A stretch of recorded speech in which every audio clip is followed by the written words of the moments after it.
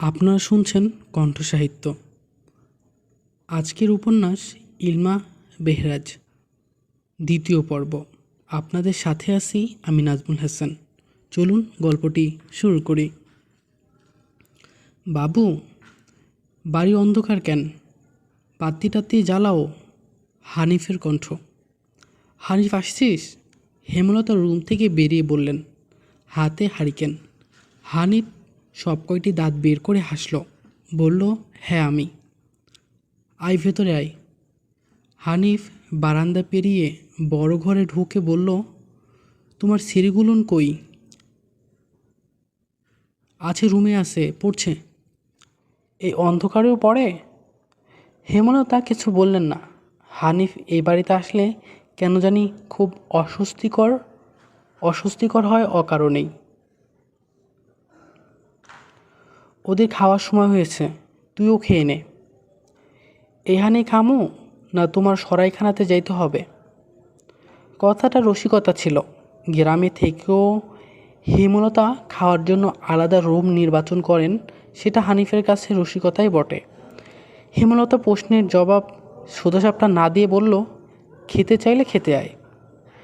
পদ্মজা কিছুতেই খেতে আসলো না। কেমন জড়সড়ো হয়ে আছে।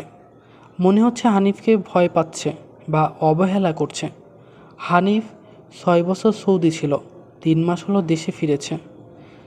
3 মাসে যতবার হানিফ এই বাড়িতে পা রেখেছে ততবারই পদ্মজা অজুহাত দিয়ে দূরে দূরে থেকেছে। হেমলতার বিচক্ষণ মস্তিষ্ক মুহূর্তেই ভেবে নিল অনেক কিছু, তাই জোর করলেন না। আজই এই লুকোচুরির ফয়সালা হবে। হানিফ পদ্মজাকে দেখার জন্য অনেক ছলচাতুরি করল, কিছুতে সুযোগ পেল না। বিদ্যুৎ আসার ঘণ্টাখানিক পর হানিফ চলে যায়। পূর্ণতা পেমা রুমে ঢুকতেই পদ্মজা ঝাঁপিয়ে পড়ে। রুদ্ধ বিশ্বাস কণ্ঠে বলল, কতবার না করেছি লোকটার পাশে বেশিক্ষণ না থাকতে। তোরা কেন শুনিস না আমার কথা? পূর্ণতা ও পেমা বিষময়ে হতবম্বিত। পদ্মজা কখনো তাদের এমন নিষেধ দেয়নি, তাহলে এখন কেন এমন বলছে? হেমলতা রুমে ঢুকতেই পদ্মজা চুপসে গেল। পদ্মজা, আমার রুমে আয়। মায়ের এমন কঠিন কণ্ঠ শুনে পদ্মজার কলিজা শুকিয়ে আসে। হেমলতা নিজের ঘরে চলে যান। হেমলতা মেয়ের দিকে তীক্ষ্ণ দৃষ্টিতে তাকিয়ে আছেন। পদ্মজা নতজানু হয়ে কাঁপছে। সুন্দরীটা ভীতু আর বোকা হয় তার দৃষ্টি প্রমাণ পদ্মজা। হেমলতা খুব মায়া হয় পদ্মজার সাথে উঁচু কণ্ঠে কথা বলতে। পদ্মজা রূপসী বলেই হয়তো গোপনে আবেগ লুকিয়ে তিনি বজ্রকণ্ঠে প্রশ্ন করলেন, কি লুকাচ্ছিস? হানিফের সামনে কেন যেতে চাস না তুই? সে কি করেছে? পদ্মজা কাঁপতে থাকে। হেমলতা সেকেন্ড কয়েক সময় নিয়ে নিজেকে সামলান। কণ্ঠ নরম করে বললেন, হানিফ ধরিবাজ লোক, সৎ ভাই বলে বলছি না, আমি জানি তার ব্যাপারে যে কোনো কথা আমার বিশ্বাস হবে। তুই বল, কি লুকাচ্ছিস? মায়ের আদুরে কণ্ঠে পদ্মজা আচমকা বাঁধভাঙা নদীর মতো হু হু করে কেঁদে উঠল। বাড়িটা মোড়ল বাড়ি নামে পরিচিত। পদ্মজার দাদার নাম ছিল মিয়াফর মোড়ল। তিনি গ্রামের একজন সম্মানিত লোক ছিলেন। 6 কাঠা জমির ওপর টিনের বিশাল বড় বাড়ি বানিয়েছিলেন 4 ছেলের জন্য। 2 ছেলে যে 16 বছর আগে 1971 সালে যুদ্ধে নিহত হয়েছে। 2 জনই টগবগে যুবক ছিল, আর একজন 8 বছর বয়সে কলেরা রোগে গত হলো।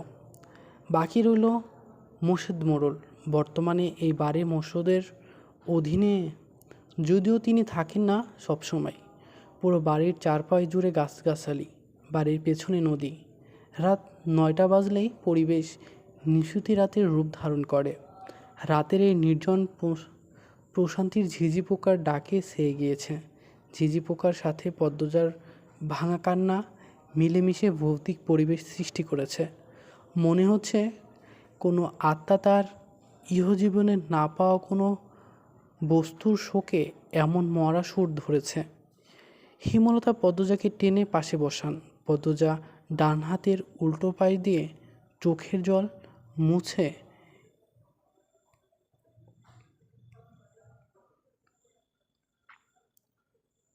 হেমলতাকে বলল, মামা সৌদিতে যাওয়ার আগের দিন আমাদের বাসায় মামা সৌদিতে যাওয়ার মামা সৌদিতে যাওয়ার আগের দিন আমাদের সবার দাওয়াত ছিল না নানি বাড়ি? খালামণি, ভাই বোনেরা এসেছিল। সেই দিন ঢাকা থেকে যাত্রার লোক আসছিল, স্কুলে মনে আছে আম্মা? আছে। উঠোনে ধপ করে একটা আওয়াজ হয়। হেমলতা পদ্মজা কেঁপে উঠল। পূর্ণাপেমা দরজার কান পেতে রেখেছিল, মা বোনের কথা শুনছে। হুট করে কিছু পড়ে যাওয়ার আওয়াজ হতে দুজন ভয় পেয়ে যায়। দরজা ঠেলে হুড়মুড়িয়ে রুমে ঢুকে পড়ে। হেমলতা বড় মেয়ের সাথে গোপন বৈঠক ভেঙে দ্রুত পায়ে বারান্দায় এসে দাঁড়ান। উঠানে বিদ্যুৎ নেই, হারিকেন জ্বালান। পেছনে 3 মেয়ে এসে দাঁড়িয়েছে। একজন মায়ের 3 মেয়ের নিয়ে একা এত বড় বাড়িতে বাস করাও যুদ্ধ বটে। হেমলতা গলা উঁচু করে প্রশ্ন করলেন, কে কে ওখানে? আমি। চিরপরিচিত এই কণ্ঠে চিনতে হেমলতা বিড়ম্ব হলো না। তিনি ব্যস্ত হয়ে ওঠেন, নেমে আসেন। গেটের পাশে মসুদ মোড়ল পড়ে রয়েছেন, গায়ে চাদর, হাঁপড়ের মতো বুক ওঠানামা করছে তার, যেন দম ফুরিয়ে যাচ্ছে। হেমলতা 2 হাতে মোসাদকে আঁকড়ে ধরলেন। পদ্মজা পূর্ণা দৌড়ে আসে। মোসাদের এমফাইসিরা রোগ আছে। এ রোগে অল্প চলাফেরাতেই শ্বাসটানের উপক্রম হয় এবং দম ফুরিয়ে যায়। শ্বাস নেবার সময় গলার শিরা ভরে যায়। 3 মা মেয়ে মোসাদকে ধরে রুমে নিয়ে আসে। মোসাদ এভাবেই হুটহাট করে বাড়ি ফেরে, কখনো কাকডাকা ভোরে, কখনো নিশীথী রাতে, বা কখনো কাঠফাটা রোদে। মসুদ মোড়লই এমফাইসিমা রোগটা ধরা পড়ে 7 বছর আগে। মসুদের আজমা ছিল, আবার ধূমপানে খুবই আসক্ত ছিল। ফলে ফুসফুসে এই রোগটি খুবই দ্রুত আক্রমণ করে বসে। মসুদ খালি একটি সুস্থ রাত 1টার দিকে ঘুমালেন। পূর্ণা পেমা রুমে গিয়ে শুয়ে পড়েছে। পদ্মজা বারান্দার রুমে ঝিম মেরে বসে আছেন। জানালার বাহিরে চোখের দৃষ্টি। জ্যোৎস্না গলে পড়েছে। কি সুন্দর দৃশ্য। পদ্মজার মন বলছে মা আসবে তার খোঁজে, পুরোটা ঘটনা শুনতে আসবেই। সত্যি তাই হলো। কিছুক্ষণ পরই হেমলতা আসলেন। আম্মা, বাতিটা নিভিয়ে দাও। আম্মা, পদ্মজা বলল। পদ্মজা কণ্ঠ কাঁধে নামানো। হেমলতা বাতি নিভিয়ে পদ্মজার পাশে বসেন। পদ্মজা তৈরি ছিল, তবুও অপ্রস্তুত হয়ে পড়ে। খুব অস্বস্তি হচ্ছিল। সে গোপনে দীর্ঘশ্বাস ছাড়লেন। পদ্মজা তখন 4র্থ শ্রেণীর ছাত্রী, বয়স 10। খুব কম বয়সেই তাকে স্কুলে পাঠানো শুরু করেন হেমলতা। সেদিন নানা বাড়িতে সবার দাওয়াত পড়ে। হানিফ চলে যাবে সৌদিতে, তাই এত আয়োজন। পরিবারের মিলন আসর বসে। স্কুল মাঠেও সেদিন নাচ গান অনুষ্ঠিত হয়। বাড়ির সবাই সেখানে চলে যায়। বাড়িতে থাকে শুধু পদ্মজা, পদ্মজার বৃদ্ধ নানা আর হানিফ। পদ্মজা ঘুমিয়েছিল, তাই বাকিদের সাথে যেতে পারেনি। যখন ঘুম ভাঙে তখন আবিষ্কার করলো বাড়িতে কেউ নেই। মিশেদ হঠাৎ করে অসুস্থ হওয়াতে হেমলতা বাপের বাড়িতে উপস্থিত ছিল না। পদ্মজা বাড়ি থেকে বের হওয়ার উপক্রম হতেই কানে আসে হানিফের ডাক। পদ্মজা মিষ্টি করে হেসে মাথা নাড়াল। হানিফের লোলুপ দৃষ্টি তখন পদ্মজার সারা শরীর ঘুরে বেড়াচ্ছে। এটুকু মেয়ের ফর্সা চামড়া, বিকৃতি মস্তিষ্কের হানিফকে যেন বড্ড টানে। আয় তো, আমার ঘরে আয়। সহজ সরল শিশুসুলভ পদ্মজা মামার ডাকে সাড়া দিল। সে শুনেছে মামা ভাগ্নে যেখানে, আপদ নেই সেখানে। অথচ সেদিন সে মামাকেই ঘোর বিপদ হিসাবে জানল। পদ্মজা রুমে ঢুকতেই হানিফ দরজা লাগিয়ে দিল। পদ্মজার মন কেমন করে ওঠে হানিফের অদ্ভুত চাহনি আর দরজা লাগানো দেখে। হানিফ কুৎসিত অঙ্গভঙ্গি প্রদর্শন করতে থাকে। পদ্মজার দেখতে খুব খারাপ লাগছে, ভয় করছে। এদিকে আয় তোর লাগে গল্প করি। হানিফ বিছানায় বসে পদ্মজাকে কাছে ডাকে। পদ্মজা কাছে যেতেই সংকোচ বোধ করে। হানিফ পদ্মজার ডান হাত ধরে টেনে কোলে বসায়। তুই জানোস তুই যে সবার থেকে বেশি সুন্দর? হানিফের প্রশ্ন পদ্মজার কানে ঢোকেনি। সে মোচড়াতে থাকে হানিফের কোল থেকে নামার জন্য। আপত্তিকর স্পর্শগুলো পদ্মজার খুব খারাপ লাগছে। কাঁদতে ইচ্ছে হচ্ছে। মোসরাস কেন রে ছেড়ি? শান্তিমতো বইয়া থাক। মামা মেলা থেকে সাজনের জিনিস কিনা দিমু। হানিফ শক্ত করে দুহাত ধরে রেখেছে পদ্মজাকে। পদ্মজা কিছুতেই নামতে পারছেন না। মামা আমি চলে যাব, কাঁদো কাঁদো হয়ে বলল পদ্মজা। কই যাবি? মামার দ্বারে থাক, বলল হানিফ। হানিফের শক্তপোক্ত হাতের স্পর্শগুলো খুবই অস্বস্তি দিচ্ছিল। স্পর্শগতর জায়গাগুলো ব্যথায় বিষিয়ে উঠছে। পদ্মজা কেঁদে ওঠে। ভেজা কণ্ঠে বলল, বাড়ি যাব আমি, ব্যথা পাচ্ছি মামা। হানিফ হাতের বাঁধন নরম করে আদরে গলায় বলল, আচ্ছা আর ব্যথা দিতাম না, কান্দিস না। পদ্মজা চট করে কোল থেকে নেমে পড়ে। হানিফকে তার আজরাইল মনে হচ্ছে। মায়ের কাছে সে আজরাইলের অনেক গল্প শুনেছে। আজরাইল যখন জান নিতে আসবে তখন শরীরে খুব কষ্ট অনুভব হবে। এই মুহূর্তে যেন ঠিক তেমনই অনুভূতি হলো। তাহলে তার হানিফ মামাই আজরাইল? পদ্মজা দরজা খুলতে পারবে না, তাই হানিফকে ভীতু কণ্ঠে অনুরোধ করল, মামা দরজা খুলে দাও। কেন, আমি তোর যাইতে কইছি? হানিফের কক্রোশ কণ্ঠে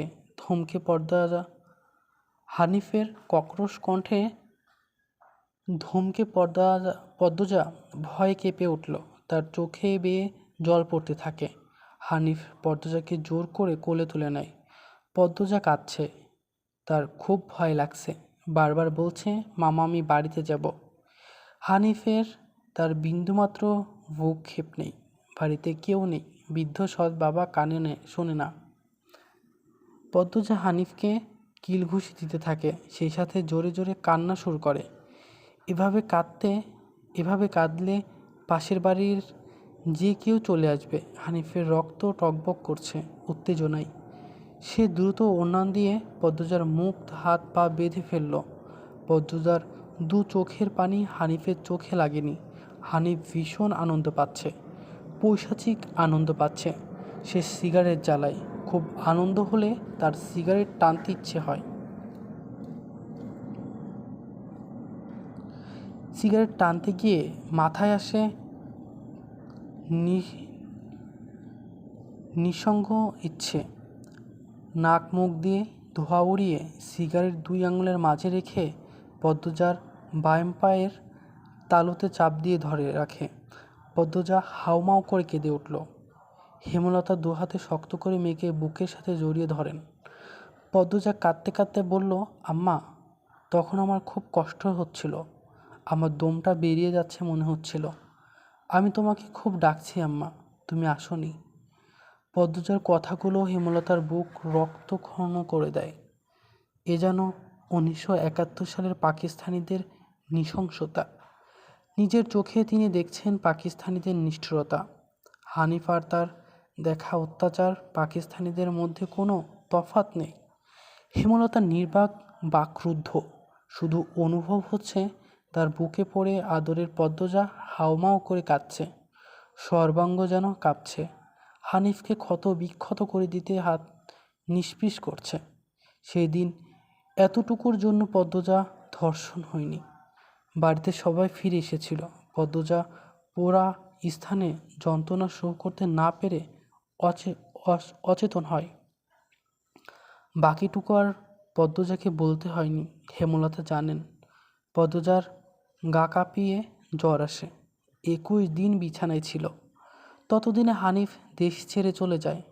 পদ্মজার ভয় লজ্জা ঘটনাটি কাউকে বলেনি।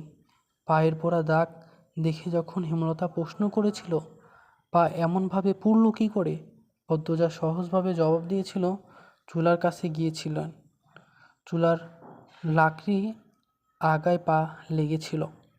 কথাটা পদ্মজা সাজিয়ে বলেছিল, কথাটা পদ্মজা সাজিয়ে রেখেছিল, সাথে অনেক যুক্তি, তাই মিথ্যা বলতে একটুও কাঁপেনি।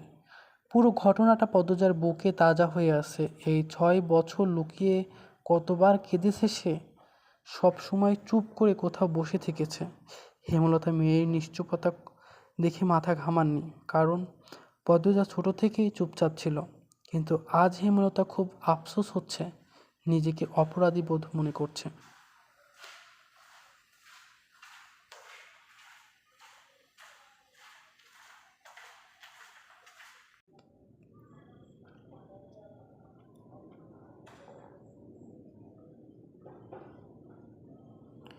তিনি ভেবেছিলেন তার 3টি মেয়ে তার কাছে খোলা বইয়ের মতো, চাইলেই পড়া যায়।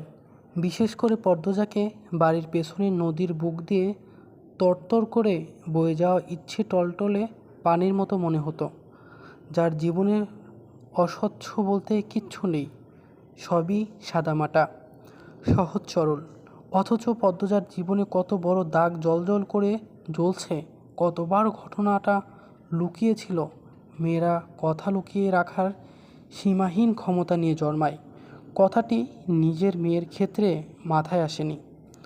পদ্মজা শান্ত হলে হেমলতা বললেন, পাটা দেখি। পদ্মজা পা বিছানায় তুলল।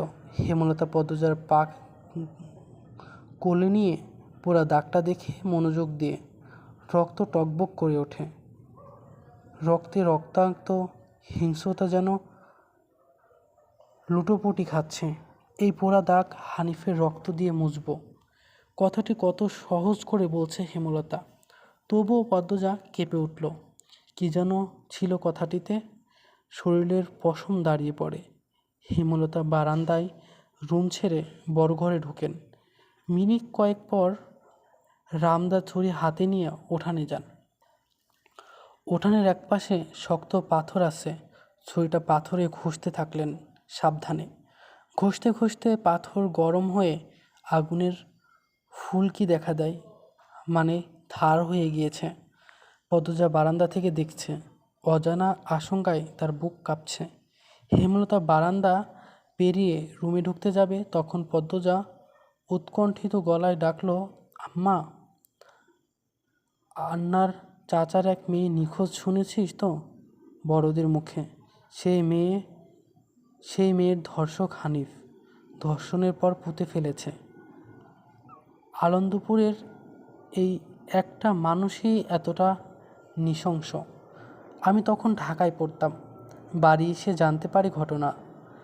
আম্মার অনুরোধ আর কান্নায় আমি সেদিন মুখ খুলিনি। এত বড় পাপ চেপে যাই, সেই শাস্তি আমি ধীরে ধীরে পাচ্ছিলাম, আজ পুরোপুরি পেয়ে গেলাম। আমার পাপের শাস্তি শেষ হয়েছে। হেমলতার কথা শেষ করে জায়গা ত্যাগ করলেন। কি ধারালো প্রতিটি বাক্য! হেমলতার মুখ দিয়ে যেন আগুনের ফুলকি বের হচ্ছে। পদ্মজার মস্তিষ্ক শূন্য হয়ে পড়ে। এতক্ষণ আমি আপনাদের সাথে ছিলাম নাজমুল হাসান। আপনারা শুনছিলেন পদ্মজা উপন্যাসটি, লেখিকা ইলমা মেহরাজ। তৃতীয় পর্ব শুনতে আমাদের চ্যানেলটি সাবস্ক্রাইব করে রাখুন। দেখা হচ্ছে খুব শীঘ্রই। ততক্ষণ অবধি ভালো থাকুন, সুস্থ থাকুন। আল্লাহ হাফিজ।